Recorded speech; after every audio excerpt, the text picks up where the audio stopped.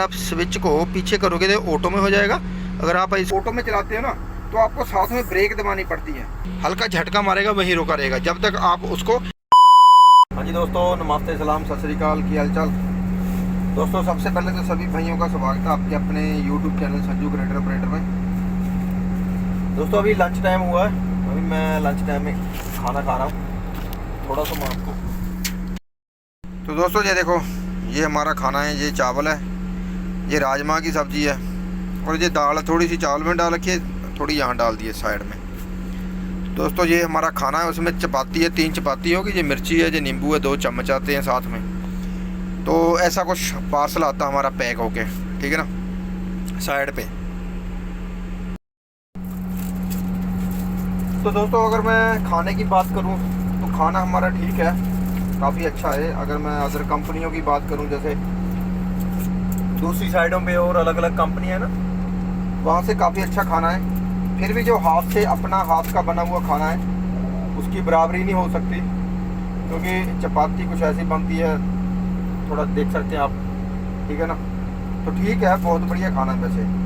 तो कोई कंपनी इतना अच्छा खाना प्रोवाइड नहीं करवा सकती, क्योंकि जहाँ इतनी क्वांटिटी में खाना बनेगा कुछ ना कुछ तो गड़बड़ी हो जाती है तो खाने में। पर ठीक है, खाने का टेस्ट अच्छा है। राजमा की सब्ज़ी अच्छी है, मगर अगर हम हाथ के बने हुए खाने की बराबरी करें ना तो उसकी बराबरी नहीं ये खाना कर सकता, ठीक है। हाथ का बना हुआ खाना हाथ का होता है, तो हम अपने हाथ से अपनी सफाई से बनाते हैं। जो कंपनी का खाना तो ऐसा होता है, बाकी हमारी कंपनी का खाना ठीक है। हमारे यहाँ भी है कुछ बंदे जो सब्जी अपनी बनाते हैं, कंपनी ने अलग से किचन बना के दे रखी है, तो लोग सब्जी अपनी बनाते हैं शाम को। पर हम नहीं बनाते क्योंकि खर्चा ज़्यादा होता है सब्जी में भी, कि कंपनी में खाना खाने का कोई फ़ायदा नहीं है।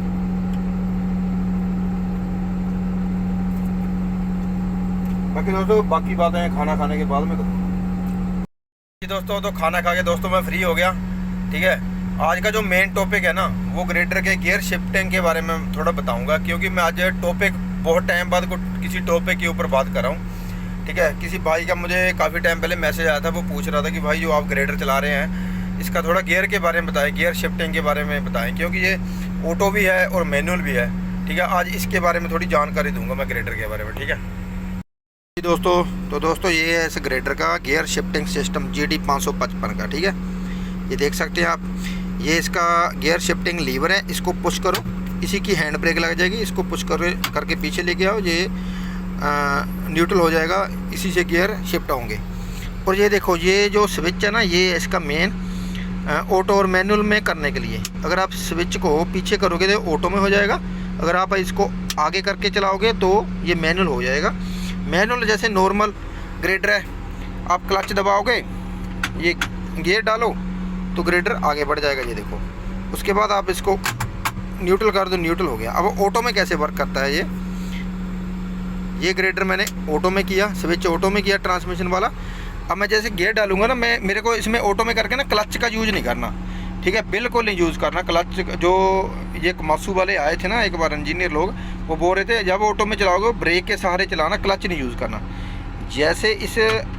जैसे मैंने ये 2 नंबर में डाला, ये देखो हल्का सा झटका मारा ग्रेडर ने और मैंने ब्रेक फुल दबा रखी है। अब मैं ब्रेक छोड़ूंगा, ग्रेडर चल पड़ेगा, ये देखो, ठीक है, ये देखो चल पड़ा। पर इस जैसे हम चाइनीज़ ग्रेडर चलाते हैं ना, चाइनीज़ ग्रेडर में क्या है, चाइनीज़ ग्रेडर में मैंने XCMG ग्रेडर चलाया कतर में, तो उसमें क्या था, जब हम चाइनीज़ ग्रेडर को गियर में डालते थे ना, जब तक हम उसका एक्सीलेटर नहीं देंगे तो वो ग्रेडर आगे नहीं बढ़ता था। पर इनमें ये थोड़ा सा मेरे को ना ये सही नहीं लगा, क्योंकि जब आप ऑटो में चलाते हो ना तो आपको साथ में ब्रेक दबानी पड़ती है। ये देखो अभी ग्रेडर ऑटो में है, ये देखो ऑटो में है अभी ग्रेडर। अब जैसे मैं अगर ब्रेक ना दबाऊँगा ना तो ग्रेडर आगे बढ़ने लग जाएगा, ये देखो ये ग्रेडर आगे बढ़ने लग गया, ठीक है। ये ब्रेक लगाई तभी रोका ग्रेडर, ठीक है। ऑटो इसका तभी वर्क करता है, साथ में ब्रेक क्लच की जगह आप क्लच की तरह आपको ब्रेक का यूज़ करना पड़ता है, अगर रोकना है, जब आगे बढ़ाना है तो आपको ब्रेक दबा के रखनी पड़ेगी, नहीं तो ये ग्रेडर हल्का हल्का आगे बढ़ता रहेगा आइडल रेस में। जो चाइनीज़ ग्रेडर XCMG है जो मैंने चलाया, और तो मैंने कोई चलाया नहीं, सैनी मैंने चलाया, उसमें क्या है क्लच उसमें होता नहीं है ग्रेडर में। जब आप उसको गियर डाल के आगे बढ़ाने की कोशिश करोगे ना, वो आगे नहीं बढ़ेगा, हल्का झटका मारेगा, वहीं रोका रहेगा जब तक आप उसको एक्सीलेटर नहीं दे रहे, ठीक है, जब तक वो आगे नहीं बढ़ेगा। पर इसमें ये ब्रेक साथ में दबानी ही पड़ती है, नहीं ये आगे बढ़ता रहेगा ये ग्रेडर। बाकी दोस्तों बैक में क्या सिस्टम है, बैक में ये तकरीबन ये ऑटो में सारा वर्क करता है। ये देखो ये पूरा बना रखा है उन्होंने, ये ठीक है मेनू है, ये मैनुअल का बना रखा है, ठीक है। ये ऑटो आगे का बना रखा है, आगे और पीछे का ऑटो सेम है, ऑटो में ऐसे वर्क करता है। ये पीछे का ये देखो, ठीक है। अगर आप 1 नंबर में डालोगे 1 में जाएगा, उसके बाद 2 में डालोगे ये एमटी हो गया, यहाँ तक 3 नंबर तक ऑटो, ये हो गया मैनुअल ट्रांसमिशन। एमटी का मतलब होता है मैनुअल ट्रांसमिशन, ठीक है। इस ग्रेडर में एमटी और एटी फीचर आते हैं। ये एटी का हो गया ऑटोमेटिक ट्रांसमिशन। यहाँ तक ये 3रे नंबर तक ना मैनुअल में वर्क करेगा। उसके बाद जब आप ये देखो ये मैक्स लिख रखा है, ये 3 नंबर है, 3 नंबर के बाद आर है, ये रिवर्स का हो गया निशान, ये मैक्स हो गया। मैक्स हो गया मान लो 4था नंबर हो गया। इसमें जैसे आप ग्रेडर को ना पीछे करोगे मैक्स में करके, तो जैसे 4 नंबर है, 4 के बाद 5 6 7 8, ये अपने आप ग्रेडर लेता रहेगा, ठीक है। बाकी 3 नंबर तक उन्होंने मैनुअल बना रखा है। बाकी पीछे में ना बाकी ये गियर जो 3 नंबर के बाद गियर आते हैं वो मैनुअल है, वो सारे ऑटोमेटिक है। उसमें आप चाहे इस स्विच को मैनुअल में चलाओ चाहे पीछे चलाओ, रिवर्स के लिए खास करके अगर आप इसको मैनुअल में रख रहे हो ना, तो रिवर्स में ये ऑटो की तरह ही वर्क करेगा, ठीक है। 4 से लेके बाकी जो गियर है ट्रांसमिशन के, ठीक है, 8 नंबर तक ये ऑटो में ही वर्क करेगा। ये जो स्विच दे देखा ना ऑटो और मैनुअल का, ये सिर्फ फॉरवर्ड के लिए है। फॉरवर्ड में आप जब वर्क करते हैं उसके लिए है, जो बैक में ये ऑटो में ही रहता है ग्रेडर, ठीक है। 3 नंबर तक मैनुअल है, ये देखो मैनुअल ट्रांसमिशन, ये 3 नंबर तक मैनुअल चलता है। उसके बाद 80 आ गया ऑटोमेटिक ट्रांसमिशन, 4 से लेके 8 तक ये ऑटोमेटिक चलता है ग्रेडर, ठीक है। बाकी दोस्तों ये इसका क्रूज कंट्रोल सिस्टम है, वो तो आपको मालूम ही है, ठीक है। एक्सीलेटर दबाओ, इसको थोड़ा आगे करो, रेस वहीं पर बंद जाएगी, ठीक है। बाकी ये पीछे करो, ये पीछे करो, फिर आप एक्सीलेटर बढ़ाओ, फिर बढ़ जाएगी, फिर एक्सीलेटर से कम नहीं होती, ठीक है। आगे अगर आप इस स्विच को आगे करके ये देखो दबाओगे एक्सीलेटर, जब ब्रेक को हल्का सा पुश करोगे ये एक्सीलेटर कम हो जाता है इसका। वैसे दोस्तों अगर जो सादे ट्रांसमिशन है ना, उनका मुकाबला ये ऑटोमेटिक ट्रांसमिशन नहीं कर सकते। जैसे हम कैटरपिलर के मैनुअल ट्रांसमिशन वाले ग्रेडर चलाए हैं, जैसे कोमात्सु 511 चलाया ना, उसका मुकाबला नहीं कर सकते। जैसे बैक में है ना जो ग्रेडर, अगर मड में फंस जाए या रेत में बालू में कहीं धस जाए ग्रेडर, तो बैक में उतनी पावर नहीं लगाता, ठीक है। ग्रेडर उतना मज़ा नहीं आता। आगे को तो ठीक है, पीछे को ये पावर नहीं लगाता। जैसे मैनुअल ट्रांसमिशन ग्रेडर है वो पावर पूरी लगाते हैं। जैसे मैं कैटरपिलर का पुराना ग्रेडर चलाता था, वो ऐसी ऐसी जगह से निकल जाता ना, यहाँ ये निकलता नहीं ये ग्रेडर, थोड़ी है बैक में थोड़ी दिक्कत है। बाकी ग्रेडर ठीक है चलाना।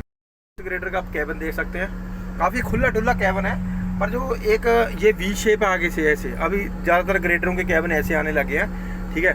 ये कैटरपिलर ने स्टार्ट किया था, M मॉडल और L मॉडल का जो उसका पायलट लीवर वाला ग्रेडर आता है ना, उसका स्टार्ट किया था ये कैबिन ऐसा देना। बाकी अभी जो लीवर वाले ग्रेडर भी है उसमें ये कैबिन ऐसा देने लगे हैं, ठीक है ना। अब ये इसके कंट्रोल वाल है, तो कंट्रोल वाल ग्रेडरों के ऊपर कर दिया, देखो लीवर कहाँ जा रहे हैं, ठीक है। ये ऊपर जो ये कवर कर रखा है ना शील्ड से, ये शीशे के बाहर दिखाई दे रही है, इसके अंदर सारे कंट्रोल वाल है, ठीक है। क्योंकि वी शेप करने से कंट्रोल वाल नीचे तो आएंगे नहीं, क्योंकि ऐसे कर दिया ना कैबिन।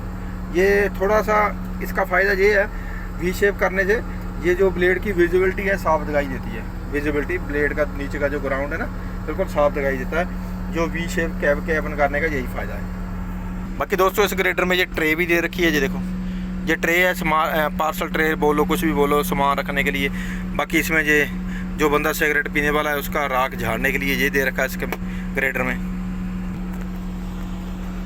बाकी दोस्तों जो कोमात्सु की मशीन है ना, इनमें जो खास चीज़ यही है, जो ब्रेक डाउन बहुत कम होते हैं ग्रेडर, ठीक है। क्योंकि ये ग्रेडरों को कम से कम 2 साल हो गए हैं, 2 साल यहाँ चलते हुए 24 घंटे ग्रेडर चलते हैं। चाहे मेरा ग्रेडर तो सिर्फ दिन में चलता है, तो बहुत ग्रेडर हैं जो दिन रात में चलते हैं। कुछ ग्रेडरों के एसी पंप चेंज हुए हैं, ठीक है, पर ज़्यादातर ये ग्रेडरों में कोई प्रॉब्लम नहीं है, ना कोई लीकेज है ना कुछ नहीं है, बिल्कुल साफ़ सुथरे चलते हैं ये ग्रेडर, कोई दिक्कत नहीं है। एक बार इस ग्रेडर के टायर चेंज हुए हैं, वो भी पासिंग होती है, ठीक है, उसके कारण इसके टायर चेंज कर दिए। वैसे ग्रेडर में कोई कमी नहीं है, बिल्कुल ठीक है ग्रेडर। बाकी जो कटरपिलर है वो कटरपिलर है, कटरपिलर की जो चाल है वो अपनी है, उसकी बराबरी को कर नहीं सकता कोई भी ग्रेडर है, ठीक है, चाहे वेल्वो का ग्रेडर है चाहे कोई भी है, ठीक है। पर कटरपिलर ने जो अपनी जगह बनाई है ना, उसकी जगह कोई नहीं ले सकता।